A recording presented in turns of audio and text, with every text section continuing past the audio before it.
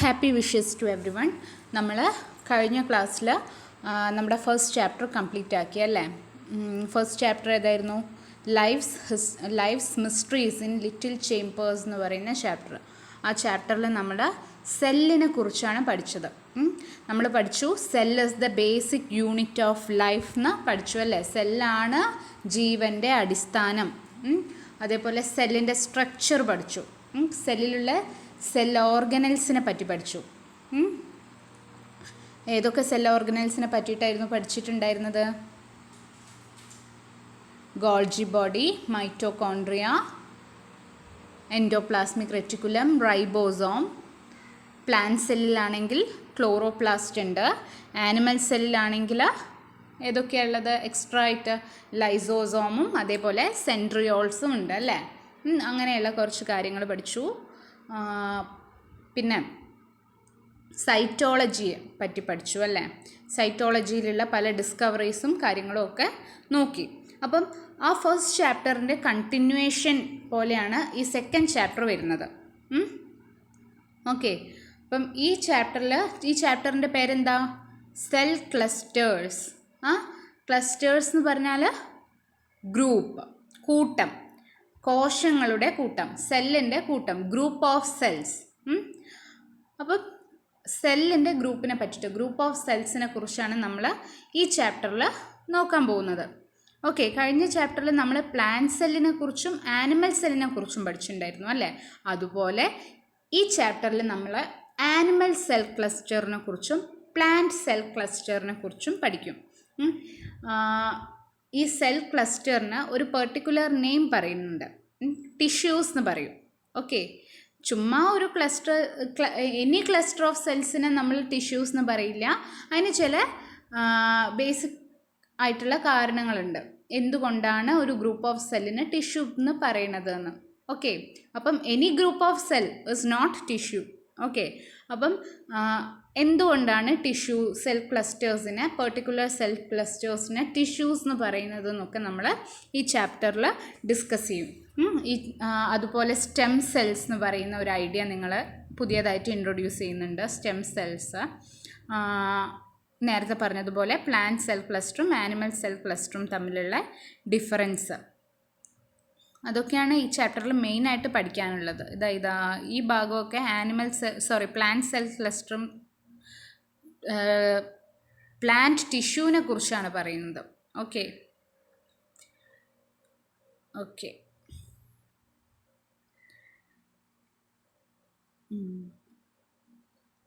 പിന്നെ നിങ്ങൾ ഇപ്പം ബേസിക് ആയിട്ടുള്ള കാര്യങ്ങൾ പഠിച്ചു വരുന്നേ ഉള്ളൂ. ബയോളജിയുടെ ബേസിക്സ് പഠിച്ചു വരുന്നേ ഉള്ളൂ അല്ലേ. ഇതുവരെ 7th വരെ നിങ്ങൾ എന്തായിരുന്നു പഠിച്ചിട്ടുണ്ടായിരുന്നത്? സയൻസ് എന്ന് പറയുന്ന ഒരു സബ്ജക്റ്റായിട്ട് മാത്രമാണ് പഠിച്ചത്. ഇപ്പം ബയോളജി, ഫിസിക്സ്, കെമിസ്ട്രി എന്ന് അങ്ങനെ ഒരു ഡിവിഷൻ നിങ്ങൾക്ക് ഉണ്ട് അല്ലേ. അപ്പം സെല്ലിനെ കുറിച്ച് ആദ്യമായിട്ട് സെല്ലിനെ കുറിച്ച് പഠിച്ചു. ഇനി സെൽ ഗ്രൂപ്പിനെ പഠിക്കും, അതായത് ടിഷ്യൂവിനെ പറ്റി പഠിക്കും. അത് കഴിഞ്ഞിട്ട് നമ്മൾ ടിഷ്യൂയുടെ ഗ്രൂപ്പിനെ പറ്റി പഠിക്കും. അത് കഴിഞ്ഞിട്ട് അതിൻ്റെ നെക്സ്റ്റ് ലെവലിൽ പഠിക്കും. ആ കാര്യങ്ങളും ആ ഒരു ഗ്രഡേഷൻ്റെ ഒരു ബേസിക് കാര്യങ്ങളും ഈ ഒരു ചാപ്റ്ററിൽ കൊടുത്തിട്ടുണ്ട് കേട്ടോ. ഓക്കെ. അപ്പം നമുക്ക് ചാപ്റ്ററിലേക്ക് കടക്കാം. സെൽ ക്ലസ്റ്റേഴ്സ്, അതായത് ഗ്രൂപ്പ് ഓഫ് സെൽസിനെ കുറിച്ചാണ് പഠിക്കാൻ പോകുന്നത്. Okay. All organs are made up of cells, but how different are the eyes, nose and tongue? അല്ലേ, നിങ്ങൾ കഴിഞ്ഞ ക്ലാസ്സിൽ പഠിച്ചു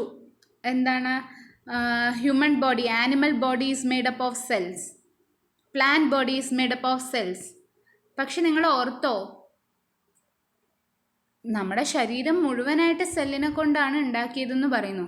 എന്നിട്ടും ഒരേപോലെയാണോ? നമ്മുടെ കണ്ണും മൂക്കും നാക്കും ഒക്കെ ഒരേപോലെയാണോ ഉള്ളത്? അല്ല അല്ലേ. They are different. എന്താണ് കാരണം? അത് ആ കുട്ടിയുടെ ഡൗട്ടാണ്. അങ്ങനെ ഒരു ഡൗട്ട് നിങ്ങൾക്ക് ആർക്കെങ്കിലും ഉണ്ടായോ? സെല്ലിനെ കൊണ്ടാണ് ശരീരം നിർമ്മിച്ചതെന്ന് പറയുന്നുണ്ടല്ലോ, എന്നിട്ടെന്താ എല്ലാ അവയവങ്ങളും ഒരേപോലെ അല്ലാത്തത്? ഓക്കെ. അപ്പം എന്താണ് കാരണം എന്ന് നോക്കാം. What are your opinion? What is your opinion? എന്താണ് നിങ്ങളുടെ ഒപ്പീനിയൻ? ഓക്കെ, എന്താണ് ഡിഫറെൻറ്റ് സെൽസിനെ കൊണ്ടാണ് നമ്മുടെ ശരീരം ഉണ്ടാക്കിയിരിക്കുന്നത്. അതുകൊണ്ടാണ് ഡിഫറെൻറ്റ് ഓർഗൻസിനും ഡിഫറെൻറ്റ് സ്ട്രക്ചർ, ഡിഫറെൻ്റ് ആയിരിക്കുന്നത്. Okay, our body is made up of different kind of cells. Are the same type of cells seen in all parts of the body? എല്ലാ ഭാഗത്തും, ശരീരത്തിൻ്റെ എല്ലാ ഭാഗത്തും ഒരേ കൈൻഡ് ഓഫ് സെല്ലാണോ ഉള്ളത്? അല്ല. അതുകൊണ്ടാണ് eyes, nose, tongue etcetera look different. Okay, analyse the illustration and description given below and write down the inferences in your science diary. Okay, ഈ ഇല്ലുസ്ട്രേഷൻ 2.1 നോക്കിക്കേ. ഹ്യൂമൻ ബോഡി ആണ് ഇവിടെ കാണിച്ചിരിക്കുന്നത്. ഹ്യൂമൻ ബോഡിയിൽ പല സെൽസും കാണിച്ചിട്ടുണ്ട്. ബ്രെയിനിലുള്ള നെർവ് സെൽസ്, ബോണിലുള്ള ബോൺ സെൽസ്, മസിൽസിലുള്ള മസിൽ സെൽസ്, അതേപോലെ ബ്ലഡിലുള്ള ബ്ലഡ് സെൽസ്. ഇതാണ് ഈ ഇല്ലുസ്ട്രേഷനിൽ കാണിച്ചിരിക്കുന്നത്.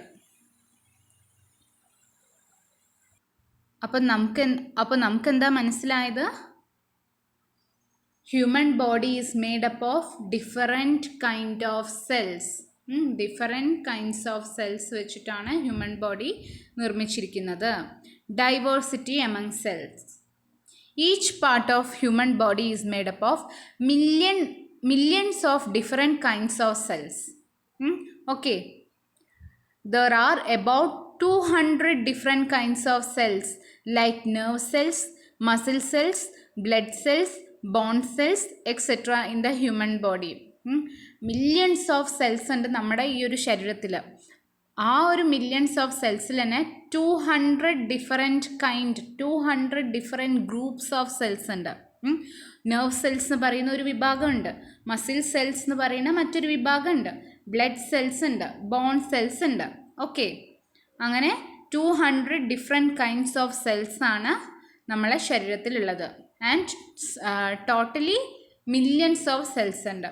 ഓക്കെ, അതിൽ 200 തരം മില്യൺസ് ഓഫ് സെൽസ്.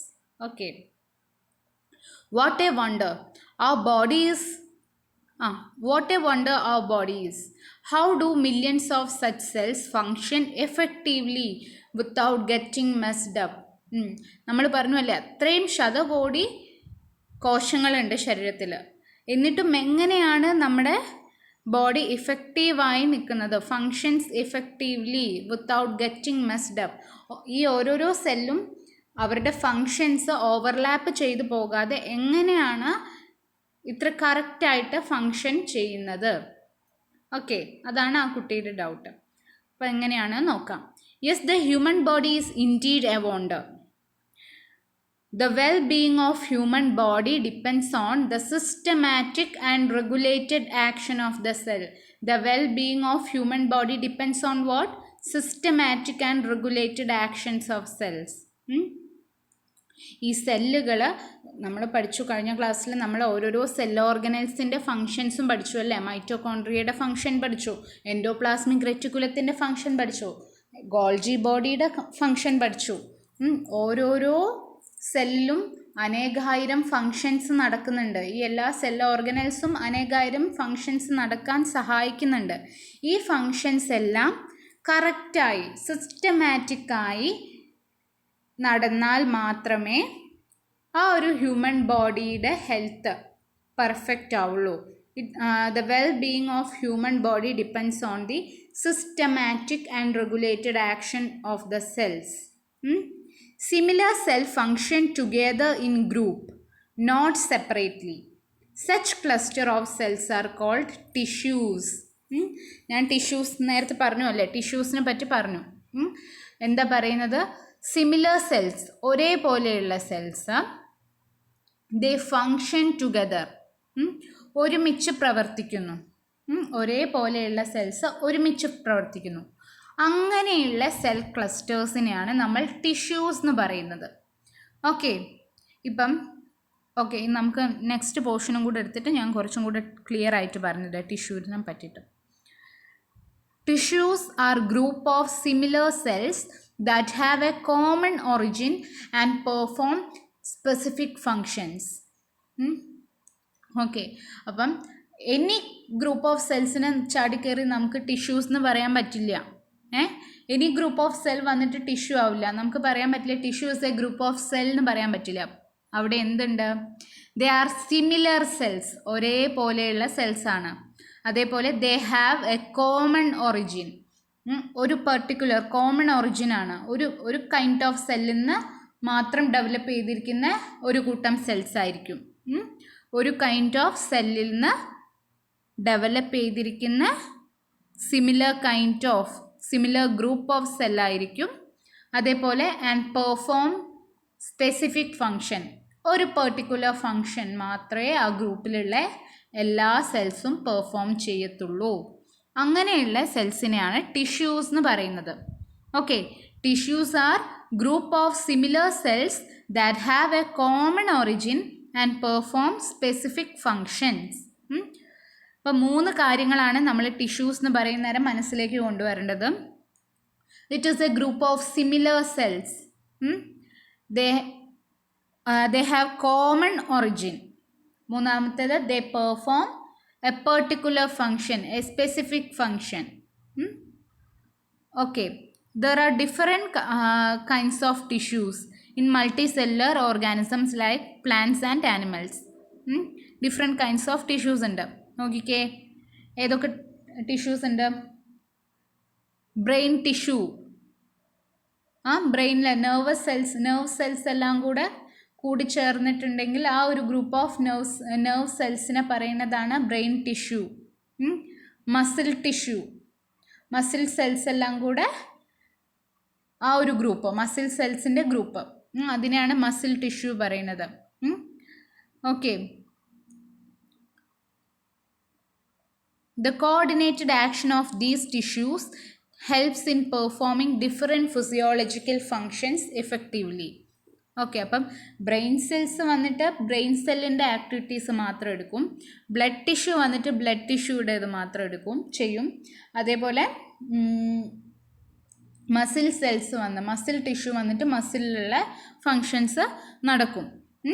എന്ന് പറഞ്ഞതുപോലെ the coordinated action of these tissues help in performing different physiological function effectively. അപ്പം നമ്മുടെ ശരീരത്തിലുള്ള പല ഫിസിയോളജിക്കൽ ഫങ്ഷൻസും എഫക്റ്റീവായി നടക്കാൻ നമ്മളെ സഹായിക്കുന്നത് ഈ ടിഷ്യൂസിൻ്റെ ആക്ഷനിലുള്ള കോർഡിനേഷനാണ്. കറക്റ്റായിട്ടുള്ള ഒരു സിസ്റ്റമാറ്റിക് ആയിട്ടുള്ള ഒരു ആക്ഷനാണ്, ടിഷ്യൂസിൻ്റെ ആക്ഷനാണ് നമ്മുടെ ഫിസിയോളജിക്കൽ ഫങ്ഷൻസ് എഫക്റ്റീവായിട്ട് നടക്കാൻ സഹായിക്കുന്നത്. ഓക്കെ, അപ്പം what is tissue? Tissues are group of similar cells that have common origin and perform a specific function. Okay, have you observed the muscle cell and nerve cells in the illustration 2.1? Though both are cells, they differ so much in appearance. What may be the reason for these differences? How do these differences influence the physiological function? Okay, conduct a discussion on the description given below on the basis of the indicators. Description given below. Okay, അപ്പം നോക്കിക്കേ 2.1 illustration. ഇതിൽ nerve സെൽസിനെയും കാണിക്കുന്നുണ്ട്, അതുപോലെ മറ്റു സെൽസിനെയും കാണിക്കുന്നുണ്ട്. ഇവർ പറയുന്ന muscle സെല്ലും നെർവ് സെൽസും. നോക്കിക്കേ, ഈ ഇവിടെ കാണിച്ചിരിക്കുന്ന, ഇവിടെ റെപ്രസെൻ്റ് ചെയ്തിരിക്കുന്ന ഓരോരോ സെൽസും they are different in appearance അല്ലേ? അവരെ കാണുമ്പം തന്നെ നമുക്ക് അവരുടെ വ്യത്യാസം അറിയാൻ കഴിയും. അതുപോലെ their function is also different. അത് നിങ്ങൾക്കറിയാം അല്ലേ? മസിൽ സെല്ല് ചെയ്യുന്ന ഫങ്ഷൻ അല്ല ബ്രെയിനിലെ സെല്ല് ചെയ്യുന്നത്. ബ്രെയിൻ സെൽസിൻ്റെ ഫങ്ഷൻ എന്താ, നെർവ് സെൽസിൻ്റെ ഫങ്ഷൻ എന്താ? അത് നെർവ് സെൽസിനെ ന്യൂറോൺസ് എന്നും പറയും കേട്ടോ. അപ്പോൾ ഞാൻ ന്യൂറോൺസ് എന്ന് പറയുന്ന ടേമാണ് യൂസ് ചെയ്യുന്നത്. ന്യൂറോൺസിൻ്റെ ഫങ്ഷൻ എന്താണ്? ഇമ്പൾസ് ട്രാൻസ്മിറ്റ് ചെയ്യാൻ സഹായിക്കുന്നു. അതായത് നമ്മളിപ്പോൾ ഒരു ചൂടുള്ള വസ്തുവിനെ തട്ടിക്കഴിഞ്ഞിട്ടുണ്ട്, നമ്മുടെ കൈ ചൂടുള്ള വസ്തുവിനെ തട്ടുകയാണ് വിചാരിക്കുക. അപ്പം നമുക്ക് ചൂട് അനുഭവപ്പെട്ട് നമ്മൾ കൈ വേഗം വലിക്കും അല്ലേ? അതെങ്ങനെയാണ് കഴിയുന്നത്? നെർവ് സെൽസിൻ്റെ സഹായം. ഈ നെർവ് സെൽസ് ന്യൂറോൺസ് ഈ ഇമ്പൾസ് ട്രാൻസ്മിറ്റ് ചെയ്യും ബ്രെയിനിലേക്ക്. ഓക്കെ, അങ്ങനെയാണ് നമുക്ക് ചൂടുള്ള വസ്തു സ്റ്റിമുലി അറിയാൻ കഴിയുന്നത്. ഓക്കെ, അതേപോലെ മസിൽ സെല്ലിൻ്റെ ഫങ്ഷൻ എന്താണ്? മസിൽ സെൽസ് നമ്മളെ ബോഡി മൂവ്മെൻറ്റ്സിനെ സഹായിക്കും. Muscle together with bone helps in the locomotion of our body. Locomotion means movement. മസിലും അതുപോലെ സ്കെലിറ്റൽ സിസ്റ്റം, മസ്കുലാർ സിസ്റ്റവും സ്കെലിറ്റൽ സിസ്റ്റവും, മസിലും ബോൺസും അവർ തമ്മിലുള്ള ഒരുമിച്ചുള്ള ഫങ്ഷനെ കൊണ്ടാണ് നമുക്ക് നമ്മുടെ കൈകാലുകൾ മൂവ് ചെയ്യാൻ, നമ്മുടെ ശരീരഭാഗങ്ങൾ മൂവ് ചെയ്യാൻ കഴിയുന്നത് അല്ലേ? ഓക്കെ, അങ്ങനെയാണ് മസിൽസിൻ്റെ function. It helps in the movement of body parts. Bone സെൽസും അതെ. It gives a skeletal framework to the body. നമ്മുടെ ശരീരത്തിന് കറക്റ്റായിട്ടുള്ള ഒരു സ്ട്രക്ചർ പ്രൊവൈഡ് ചെയ്യുന്നത് നമ്മുടെ സ്കെലിറ്റൽ സിസ്റ്റമാണ് അല്ലേ? അതേപോലെ നമ്മുടെ ലോക്കോമോഷനും സഹായിക്കുന്ന ഒരു സിസ്റ്റമാണ് skeletal system. Okay, blood cell വന്നിട്ട് ബ്ലഡ് സെല്ലിൻ്റെ ഫങ്ഷൻ എന്താ? They helps in the transport of oxygen and nutrients. നമ്മൾ അന്തരീക്ഷത്തിൽ നിന്ന് ശ്വസിക്കുന്ന ഓക്സിജനെ എന്താണ് ഡിഫറെൻറ്റ് സെല്ലിൽ എത്തിക്കാൻ വേണ്ടിയിട്ട് സഹായിക്കുന്നത് ബ്ലഡാണ്. അതുപോലെ ന്യൂട്രിയൻസിനെ സെൽസിലെത്തിക്കാൻ സഹായിക്കുന്നത് ബ്ലഡാണ്. ഓക്കെ, അപ്പം നമുക്ക് എന്ത് മനസ്സിലായി? ഈ ഓരോരോ സെല്ലുകൾ, ഓരോരോ ടിഷ്യൂസിൻ്റെയും അപ്പിയറൻസും ഡിഫറൻ്റാണ്, ഫങ്ഷനും ഡിഫറൻ്റാണ് അല്ലേ? ഓരോരോ ടിഷ്യൂസിൻ്റെയും ഫങ്ഷനും ഡിഫറൻ്റാണ്, അപ്പിയറൻസും ഡിഫറൻ്റാണ്. നെർവ് സെല്ലിനെ പോലെയല്ല ബോൺ സെല്ലിരിക്കുന്നത്, ബോൺ സെല്ലിനെ പോലെയല്ല ബ്ലഡ് സെല്ലിനെ പോലെയല്ല മസിൽ സെല്ല്. അതുപോലെ ഇവരുടെ ഫങ്ഷനും ഡിഫറൻ്റാണ്. ബോൺ സെല്ല് ചെയ്യുന്ന ഫങ്ഷൻ അല്ല ബ്ലഡ് സെല്ല് ചെയ്യുന്നത്. ഓക്കെ, അപ്പം എങ്ങനെയാണ് ഇത് പോസിബിൾ ആവുന്നത്? അതാണ് നമ്മൾ നോക്കുന്നത്. What may be the reason for the differences? എന്താണ് ഈ ഒരു ഡിഫറൻസിനുള്ള റീസൺ? ഓക്കെ, ഈ ഡിസ്ക്രിപ്ഷൻ വായിച്ചു നോക്കാം നമുക്ക്. ഫ്രം എ സിംഗിൾ സെൽ, നമ്മുടെ ജീവൻ തുടങ്ങുന്നത് ഓരോരോ മനുഷ്യൻ്റേതെന്നല്ല, ഓരോരോ ജീവിയുടെയും ജീവൻ തുടങ്ങുന്നത് സൈഗോട്ട് എന്ന് പറയുന്ന ഒരു സിംഗിൾ സെല്ലിൽ നിന്നാണ്. ഒരു കോശത്തിൽ നിന്നാണ്, ഒരു സിംഗിൾ സെല്ലിൽ നിന്നാണ് എല്ലാ ജീവജാലങ്ങളുടെയും ജീവൻ തുടങ്ങുന്നത്. ജീവിതം, ലൈഫ് സ്റ്റാർട്ട് ചെയ്യുന്നത് ഒരു സിംഗിൾ സെല്ലിൽ നിന്നാണ്. ഓക്കെ, ആ സിംഗിൾ സെല്ലിന് പറയുന്ന പേരാണ് സൈഗോട്ട്.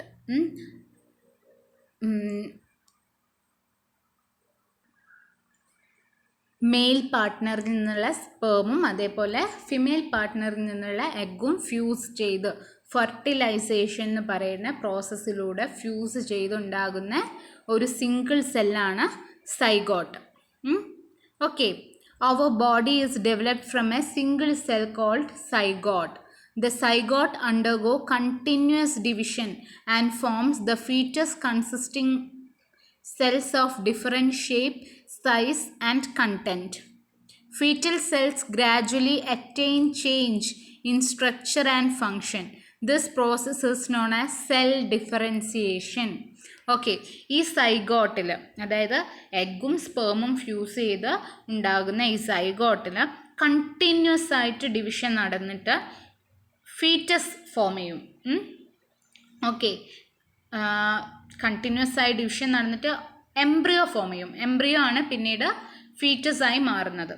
ഓക്കെ, എംബ്രിയോയുടെ കുറച്ചും കൂടി ഡെവലപ്ഡ് ഫോമാണ് ഫീറ്റസ്. ഫീറ്റസിൽ കുറേ സെൽസ് ഉണ്ട്, consisting cells of different shape, size and content. പല ഷേപ്പിലുള്ള പല സൈസിലുള്ള സെൽസ് ഉണ്ടായിരിക്കും ഈ ഫീറ്റസിൽ. ഈ ഫീറ്റസ് ഡെവലപ്മെൻറ്റിനും പല സ്റ്റേജുകളുണ്ട് കേട്ടോ. ഒരു 150 സെൽഡ് സ്റ്റേജ് ഉണ്ട്, അതായത് 150 സെല്ലുകളുള്ള ഭ്രൂണാവസ്ഥ. അതിന് ബ്ലാസ്റ്റുല പറയും. ഓക്കെ, ഈ ബ്ലാസ്റ്റുലയിലും ഡിഫറെൻറ്റ് ഷേപ്പിലും സൈസിലും കണ്ടൻറ്റുമുള്ള സെൽസ് ഉണ്ടായിരിക്കും, ഡിഫറെൻറ്റ് സ്ട്രക്ചറുള്ള സെൽസ് ഉണ്ടായിരിക്കും.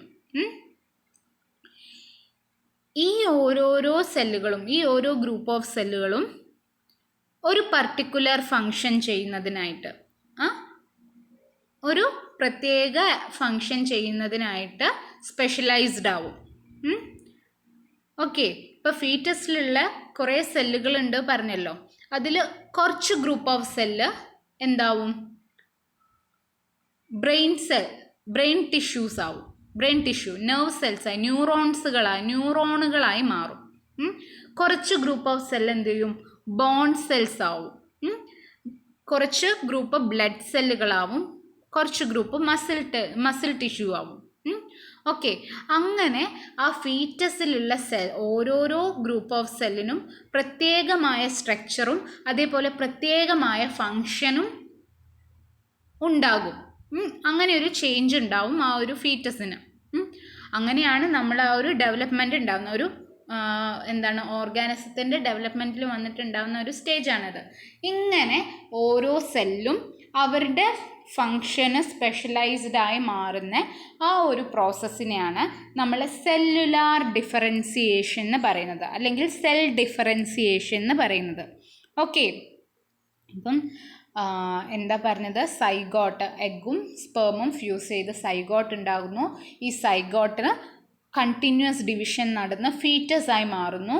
ഈ foetus consist of number of cells having different structure, shape.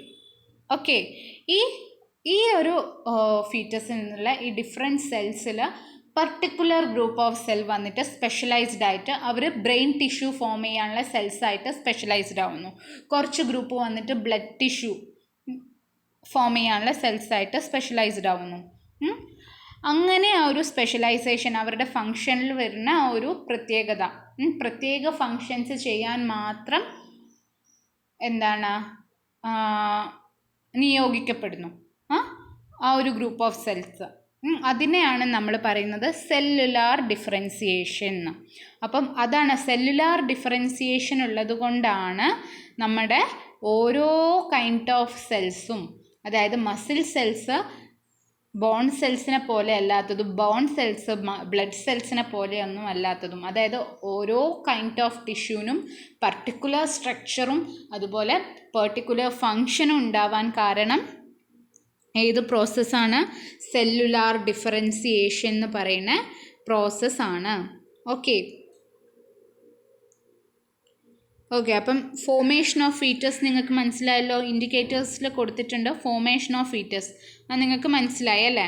അതേപോലെ സിഗ്നിഫിക്കൻസ് ഓഫ് സെൽ ഡിഫറൻസിയേഷൻ ഞാൻ ഇപ്പോൾ പറഞ്ഞു, അതും മനസ്സിലായി. എന്താണ് സെൽ ഡിഫറൻസിയേഷൻ്റെ സിഗ്നിഫിക്കൻസ്, ഇമ്പോർട്ടൻസ് എന്താണെന്ന് അല്ലേ.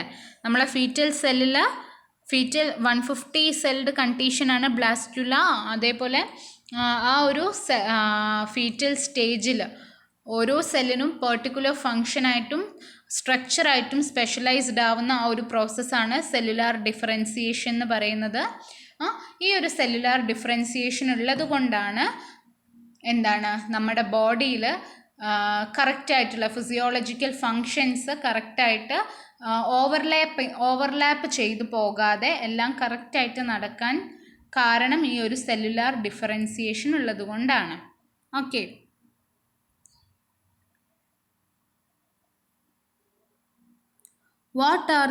വാട്ട് ആർ ദീസ് ഒരു ന്യൂസ് പേപ്പർ കട്ടിംഗ് ആണ് ഇവിടെ കൊടുത്തിരിക്കുന്നത്. A giant leap in stem cell research. Stem cell, okay, അപ്പോൾ സ്റ്റെം സെല്ലിനെ കുറിച്ചാണ് നമ്മളിനി പഠിക്കാൻ പോകുന്നത്. എന്താണെന്ന് നോക്കാം. Science has succeeded in artificially developing tissues from stem cells. A lot of research has gone into this achievement which would become a milestone in the field of medicine. Okay, അപ്പം stem cells, ഈ stem സെല്ലിൽ നിന്ന് tissues ഉണ്ടാക്കാൻ കഴിയുമെന്നാണ് ഈ ഒരു news paper cutting പറയുന്നത്. അതേപോലെ ആ ഒരു സ്റ്റെം സെൽ എന്ന് പറയുന്നത് നമ്മുടെ മെഡിക്കൽ സയൻസിൽ തന്നെ വലിയൊരു അച്ചീവ്മെൻ്റ് ആണ് എന്ന്. അപ്പം എന്താണ് സ്റ്റെം സെൽസ്? നിങ്ങൾക്ക് ആകെ ഒരു സ്റ്റെമ്മേ അറിയുള്ളൂ അല്ലേ, പ്ലാന്റിൻ്റെ സ്റ്റെമ്മാണ് നിങ്ങൾക്ക് അറിയണ കാര്യം അല്ലേ. അപ്പം ഈ കുട്ടിയുടെ ഡൗട്ട് എന്താണ്, are they the cells within the seeds? സീഡ്സിനുള്ളിലുള്ള വിത്തുകൾക്കുള്ളിൽ കാണുന്ന സെല്ലാണോ സ്റ്റെം സെൽസ് എന്ന് തോന്നാം. അപ്പം വിത്തുകൾക്കുള്ളിൽ കാണുന്ന സെല്ലല്ല സ്റ്റെം സെല്ല്. എന്താണെന്ന് നമുക്ക് നോക്കാം. ഈ ഒരു 5-6 വർഷമായിട്ടുണ്ടാവും സ്റ്റെം സെൽ ബാങ്ക് എന്ന് പറയും. അതിനെ പറ്റി ഞാൻ പറയാം. ഇപ്പം ആദ്യം ഈ ഡിസ്ക്രിപ്ഷൻ നമുക്ക് നോക്കാം. Okay. Stem cells are specialized cells that can transform into any kind of cells. ഞാൻ പറഞ്ഞിട്ടുണ്ടായിരുന്നല്ലോ നേരത്തെ 150 celled stage of foetus, blastula എന്ന് പറയുന്ന ഒരു സ്റ്റേജ്. ആ സ്റ്റേജിൽ ഉള്ള സെൽസിനെ നമ്മൾ സ്റ്റെം സെൽസ് എന്നാണ് പറയുന്നത്. അതിലുള്ള ഏതൊരു സെല്ലിനും എനി കൈൻഡ് ഓഫ് സെൽ ഏതൊരു പെർട്ടിക്കുലർ ടിഷ്യൂ ആയിട്ട് മാറാനുള്ള കപ്പാസിറ്റി ഉണ്ട്. ഓക്കെ, അങ്ങനെയുള്ള സെൽസിനെയാണ് നമ്മൾ സ്റ്റെം സെൽസ് എന്ന് പറയുന്നത്. സ്റ്റെം സെൽസിൻ്റെ മലയാളം മൂലകോശം എന്ന് പറയും. ഓക്കെ, അപ്പം ഒരു സ്റ്റെം സെൽ ഉണ്ടെങ്കിൽ ആ സ്റ്റെം സെല്ലിന് വേണമെങ്കിൽ ബ്ലഡ് ടിഷ്യൂ ആയിട്ട് മാറാം. ചില സ്റ്റെം സെല്ലിന് വേണമെങ്കിൽ liver cell, hepatic cell, liver സെല്ലിന് പറയുക ഹെപ്പാറ്റിക് സെൽ എന്നാണ് കേട്ടോ, ഹെപ്പാറ്റിക് സെല്ലായി മാറാം. അതേപോലെ റീനൽ ടിഷ്യൂ ആയി മാറാം, കിഡ്നി സെൽ, കിഡ്നിയിലുള്ള സെല്ലുകളായിട്ട് മാറാം. അങ്ങനെ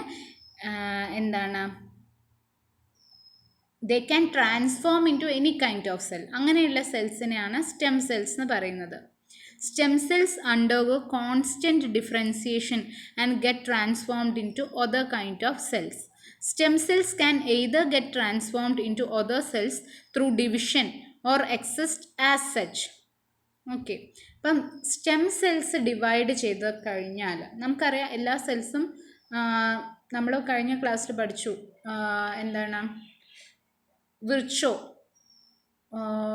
വിർച്ചോയുടെ ഒരു ഡിസ്കവറി പഠിച്ചു.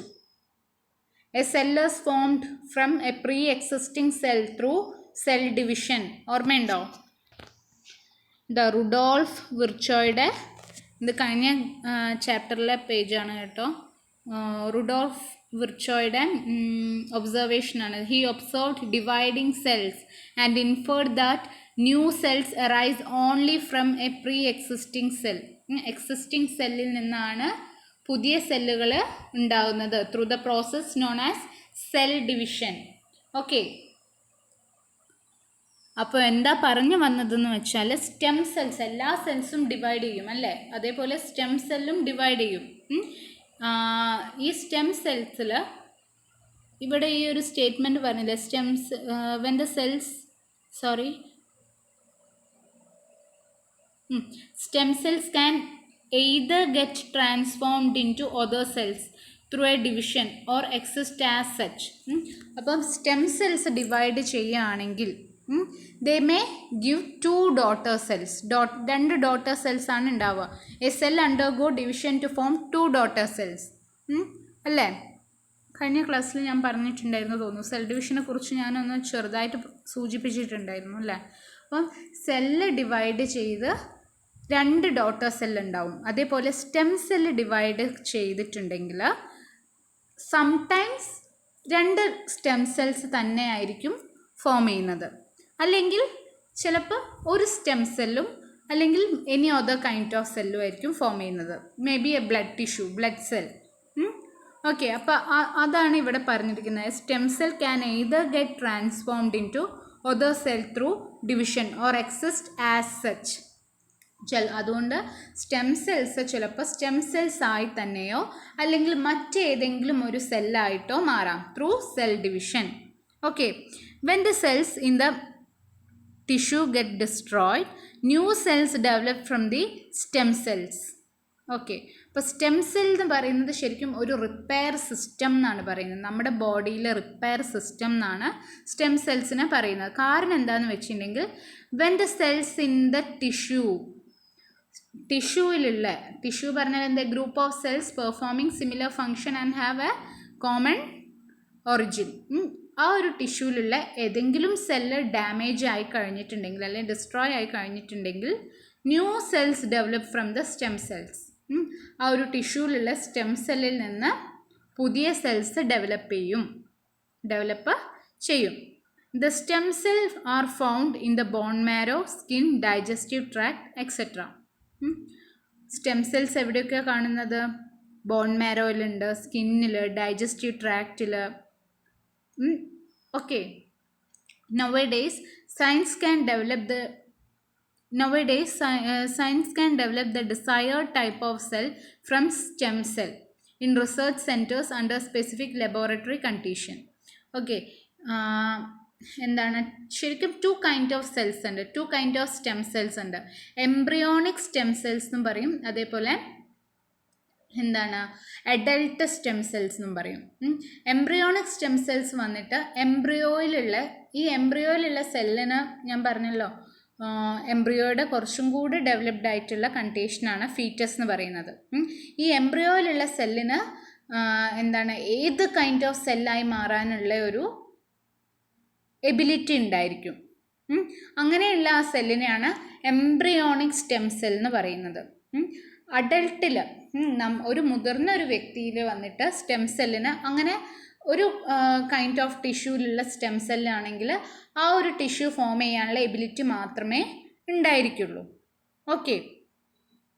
അപ്പം ഈ സയൻസിൻ്റെ ഡെവലപ്മെൻറ്റ് കൊണ്ട് എന്താണ് നിങ്ങൾ കേട്ടിട്ടുണ്ടാവും, ഇൻവിട്രോ ഫെർട്ടിലൈസേഷൻ എന്നൊക്കെ കേട്ടിട്ടുണ്ടാവും. അതായത് ലബോറട്ടറി കണ്ടീഷനിൽ എന്താണ് ഫെർട്ടിലൈസേഷൻ പോസിബിൾ ആകുന്ന എഗ്ഗും സ്പേമും ഫ്യൂസ് ചെയ്ത് സൈഗോട്ട് ഉണ്ടാകുന്ന ആ ഒരു പ്രോസസ്സ് അണ്ടർ ലബോറട്ടറി കണ്ടീഷൻ, അതിനെയാണ് IVF, ഇൻവിട്രോ ഫെർട്ടിലൈസേഷൻ എന്ന് പറയുന്നത്. അപ്പം എന്താണ് കുട്ടികളൊക്കെ ഉണ്ടാവാത്ത പാരൻസൊക്കെ എന്താണ് ഡിപ്പെൻഡ് ചെയ്യുന്ന ഒരു പ്രൊസീജിയറാണ് IVF എന്ന് പറയുന്നത്, ഇൻവിട്രോ ഫെർട്ടിലൈസേഷൻ. ഓക്കെ. ഈ ഇൻവിട്രോ ഫെർട്ടിലൈസേഷനിൽ വന്നിട്ട് എംബ്രിയോ ഡെവലപ്പ് ചെയ്യും ഇൻവിട്രോ കണ്ടീഷനിൽ ലാബിൽ. ഈ എംബ്രിയോയിൽ നിന്ന് എംബ്രിയോണിക് സെൽസ് കളക്ട് ചെയ്തിട്ട് സൂക്ഷിച്ചു വെക്കാറുണ്ട്. എംബ്രിയോണിക് സ്റ്റെം സെൽസ് കളക്ട് ചെയ്ത് സൂക്ഷിച്ചു വെക്കും.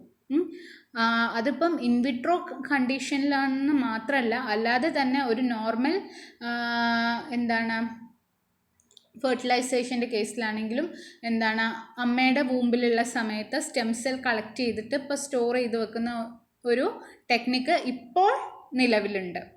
ഓക്കെ. കുഞ്ഞിൻ്റെ സ്റ്റെം സെല്ല് സ്റ്റോർ ചെയ്ത് വെക്കും, എംബ്രിയോയുടെ സ്റ്റെം സെല്ല് സ്റ്റോർ ചെയ്ത് വെക്കും. ഓക്കെ. അത് ഫ്യൂച്ചറിൽ നമുക്ക് എന്തെങ്കിലും ഡിസീസുകളോ കാര്യങ്ങളോ വന്നിട്ടുണ്ടെങ്കിൽ ട്രീറ്റ്മെൻറ്റിന് ഈ സ്റ്റെം സെല്ല് ഉപയോഗിക്കും. ആ ഒരു കാര്യമാണ് സ്റ്റെം സെൽ ബാങ്ക് എന്ന് പറയുന്നത്. ബാങ്ക് എന്ന് പറഞ്ഞാൽ എന്താ, നമ്മുടെ കാശ് സേഫ് ആക്കി വെക്കുന്ന സ്ഥലമാണ് ബാങ്ക് അല്ലേ. സേഫാക്കി വെക്കുന്ന സ്ഥലം മാത്രമല്ല, നമ്മൾ ലോണും കാര്യങ്ങളും ഒക്കെ എടുക്കുന്നുണ്ടാവും വേറെ. ഇത്രയും ഇങ്ങനെ മനസ്സിലാക്കി വെക്കുക. ബാങ്ക് എന്ന് പറഞ്ഞിട്ടുണ്ടെങ്കിൽ സാധാരണ നമ്മൾ ഡെപ്പോസിറ്റ് ചെയ്ത് അവിടെ സേഫാക്കി വെക്കും അല്ലേ. അതേപോലെ ഈ സ്റ്റെം സെൽ ബാങ്ക് എന്ന് പറഞ്ഞിട്ടുണ്ടെങ്കിൽ സ്റ്റെം സെൽസ്, അതായത് നമ്മുടെ ഇപ്പം ഒരു കുഞ്ഞ് ഉണ്ടാവുകയാണെങ്കിൽ ആ കുഞ്ഞിൻ്റെ സ്റ്റെം സെല്ല് ഭ്രൂണാവസ്ഥയിൽ എടുത്തു വെക്കും. ഈ ബാങ്കിൽ ഡെപ്പോസിറ്റ് ചെയ്യും, സ്റ്റെം സെൽ ബാങ്കിൽ ഡെപ്പോസിറ്റ് ചെയ്യും. എന്നിട്ട് ഫ്യൂച്ചറിൽ എന്തെങ്കിലും പ്രശ്നങ്ങൾ വരികയാണെങ്കിൽ, എന്തെങ്കിലും അസുഖങ്ങളോ കാര്യങ്ങളോ ഒക്കെ വരികയാണെങ്കിൽ അപ്പോൾ ട്രീറ്റ്മെൻറ്റിന് ഈ സ്റ്റെം സെല്ല് സഹായകമാകും. ഇത് പക്ഷെ വളരെ കോസ്റ്റ്ലി ആയിട്ടുള്ള ഒരു പ്രൊസീജിയറാണ് കേട്ടോ, സ്റ്റെം സെൽ ബാങ്ക് എന്ന് പറയുന്നത്. അതാണ് ഇവിടെ പറഞ്ഞിരിക്കുന്നത്.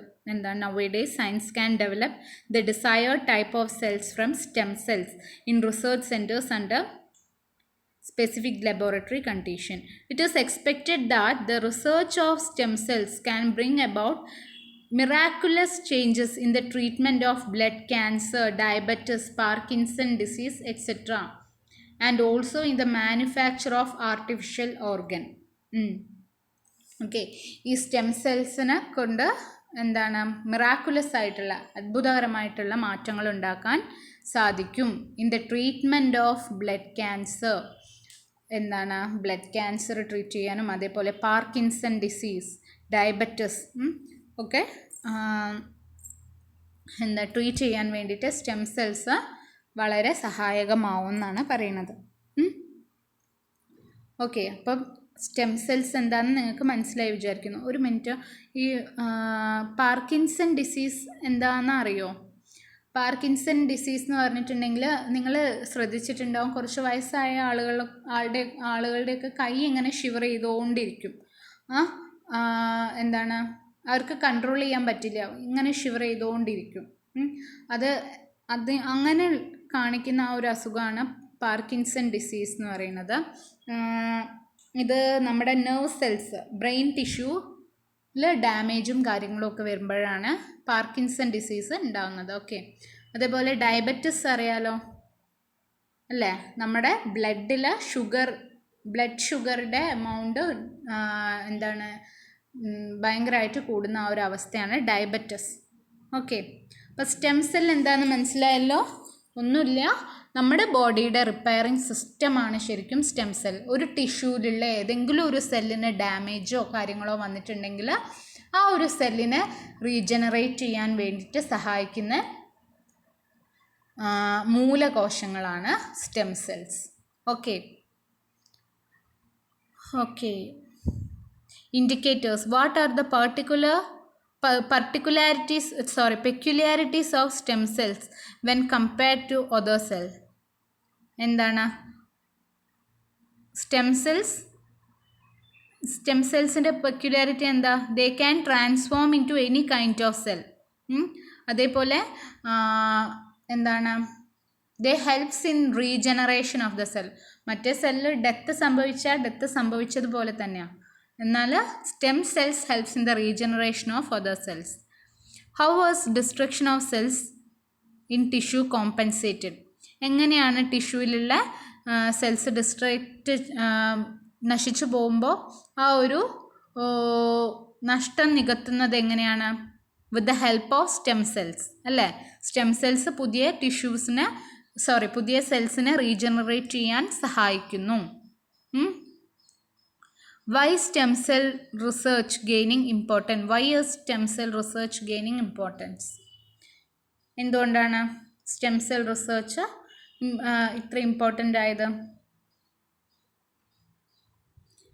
നമുക്കറിയാം, നമുക്ക് വേണമെങ്കിൽ ഒരു ഓർഗൻ തന്നെ, ഒരു കംപ്ലീറ്റ് ഓർഗൻ തന്നെ വേണമെങ്കിൽ, ഒരു ലിവർ തന്നെ നമുക്ക് ഉണ്ടാക്കിയെടുക്കാൻ കഴിയും. നമുക്ക് എന്ത് മതി? ഒരു liver stem cell, hepatic stem cell മതി. ഓക്കെ, അപ്പം അതൊക്കെയാണ് കാര്യങ്ങൾ. ഓക്കെ, അപ്പോൾ ഇത്രയും പറഞ്ഞ കാര്യങ്ങൾ നിങ്ങൾക്ക് മനസ്സിലായി എന്നാണ് വിചാരിക്കുന്നത്. അപ്പോൾ ഈ ഒരു ക്ലാസ്സിൽ നമ്മൾ എന്താണ് പഠിച്ചത്? ടിഷ്യൂ എന്താണെന്ന് മനസ്സിലാക്കി അല്ലേ? Tissue, it is not simply a group of cells. അങ്ങനെ പഠിച്ചു വെക്കരുത് കേട്ടോ. It is a group of similar cell having common origin and performing a particular function. Okay, പിന്നെ എന്തുകൊണ്ടാണ് ടിഷ്യൂസിന് ഡിഫറെൻറ്റ് സ്ട്രക്ചറും ഡിഫറെൻറ്റ് ഫങ്ഷനും, ഓരോ ടിഷ്യൂസിനും ഡിഫറെൻറ്റ് ഫങ്ഷനും ഡിഫറെൻറ്റ് സ്ട്രക്ചറും ഉണ്ടാവാൻ കാരണം? സെല്ലുലാർ ഡിഫറൻസിയേഷൻ ആണ് കാരണം. ഓക്കെ, അതേപോലെ സ്റ്റെം സെൽസ് എന്താണെന്ന് മനസ്സിലാക്കി അല്ലേ? എന്താ ഇവിടെ ഒരു പിക്ചർ കാണിച്ചിരിക്കുന്നത് കണ്ടോ? എന്താണ്, ബ്ലഡ് വെസൽസ് ഉണ്ടാക്കിയതാണ് ആർട്ടിഫിഷ്യലായിട്ട്. എന്തിൽ നിന്ന്? സ്റ്റെം സെല്ലിൽ നിന്ന്. ഓക്കെ, ബ്ലഡിലെ സ്റ്റെം സെൽസിൽ നിന്ന് ഉണ്ടാക്കിയതാണ് ബ്ലഡ് വെസൽസ്. ഓക്കെ, ഇതൊക്കെയാണ് എന്താ സ്റ്റെം സെല്ലിൻ്റെ ഒരു ഓർഗൻ തന്നെ ഡെവലപ്പ് ചെയ്യാൻ പറ്റുന്നു എന്ന് പറഞ്ഞില്ലേ, അതൊക്കെയാണ് സ്റ്റെം സെല്ലിൻ്റെ ഇമ്പോർട്ടൻസ്.